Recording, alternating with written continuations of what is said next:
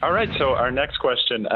So this is actually something that back when I used to own an ice cream store, I used to do something called a trial shift.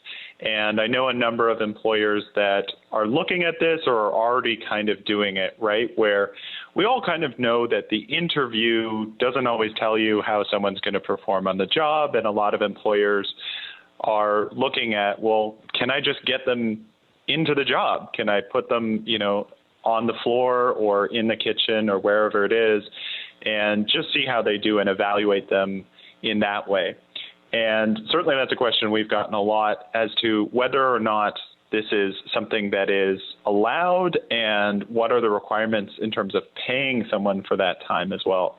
No, it's a very good question, and it is something that is known in the service industry to be, and rightfully so. Sometimes employers really don't know how someone's going to perform. Frankly, across all industries, a lot of people during interviews talk the big game, and then they don't actually deliver.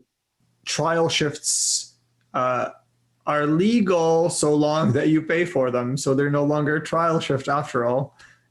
No work is okay or sanctioned if it's not paid.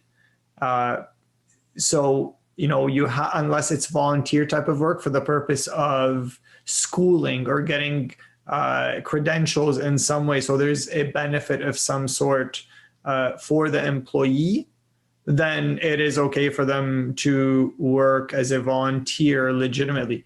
But if that's not the case, and that is 99% not the case with people applying, then you are perfectly within your rights to have your trial shift, so long as you stop calling the trial shift, not you, but just people in general, it is a paid trial shift, then that's fine. You would have to pay, 3 hours to 4 hours to see how someone will perform. And that's the cost of at least not having someone turn around and say, I worked for 3 hours and I wasn't paid.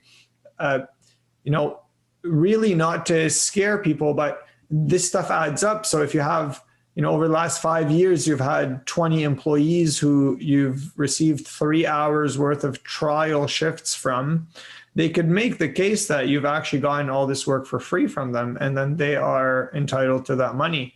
I mean, no individual employee is going to necessarily go to a lawyer because of 3 hours, but some may actually go to the Ministry of Labor. And some may talk to their friends, and they often do, and family and other coworkers.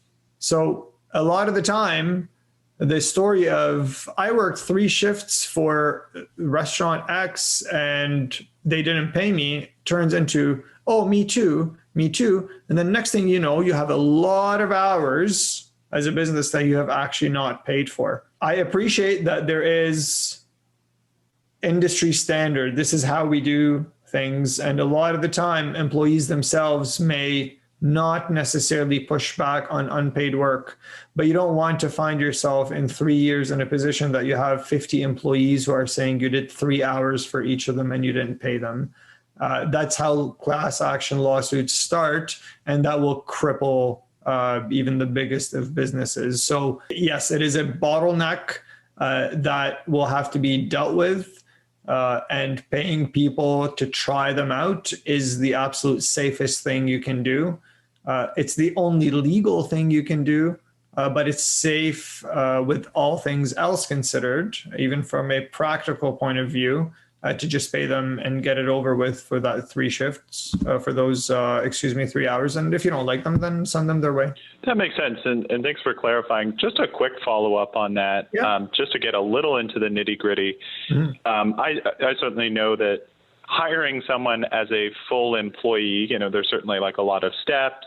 In the United States, you have to do an I-9 and all these other things. In Canada, there's still some other steps and protections that come along with hiring someone as an employee. Mm-hmm. Is it an option if someone is doing a trial shift to have them as something else, whether it's a contractor or other type of employee that maybe circumvents the paperwork but still results in the employee or the test candidate being paid for their time? Yeah, no, that's a brilliant question. And that is actually the only way to do it. You can't realistically hire people as employees to try them out for 3 hours. So what you would have to do is hire them in a way as a contractor for those 3 hours to try to do the work. I mean, whether you have an actual agreement with them, which you always should, but I realize this is a lawyer talking to you here, for those 3 hours is less important for these small amounts. And instead, as long as this candidate is actually paid those 3 hours, and at the end of the shift, they probably will forget about you as soon as they get home either way. So I'm more interested in making sure they're paid something and they remember it. And we have documentation that they actually were paid something. This is more important to me than what agreement was signed. And as an employment lawyer, it's not normal for me to say I don't care about the agreement there that is signed.